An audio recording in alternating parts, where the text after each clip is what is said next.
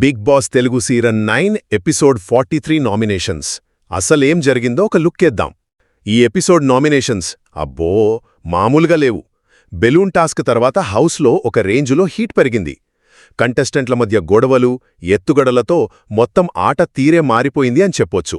అయితే మొదటి పాయింట్ ఏంటంటే, వైల్డ్ కార్డ్గా వచ్చిన ఆయేషా, రమ్య బయట చూసొచ్చిన విషయాలు వాడుకుంటూ రీతూ, తనుజలను టార్గెట్ చేశారు కదా. అది పెద్ద గొడవకు దారితీసింది. ముఖ్యంగా రమ్య, తనుజ మధ్య ఆ వాదన అబ్బో బయటి విషయాలు బాగా ఎక్కువగా ప్రస్తావనకొచ్చాయి. ఇక రెండోది కళ్యాణ్ సంగతి. తన క్లోజ్ ఫ్రెండ్ సపోర్ట్ చేసిన తనుజను నామినేట్ చేస్తానని చెప్పి లాస్ట్ మినిట్లో సంజనను నామినేట్ చేసేశాడు. ఇదేంట్రా బాబు అనిపించింది చాలామందికి.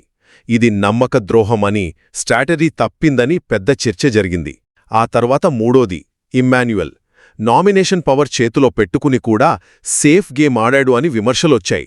కానీ అదే టైంలో చూడండి, రీతూ, దివ్య లాంటి వాళ్లు నామినేట్ అయినా గట్టిగా వాదించి నిలబడ్డారు. వాళ్ల ఫైటింగ్ స్పిరిట్ కనిపించిందక్కడ.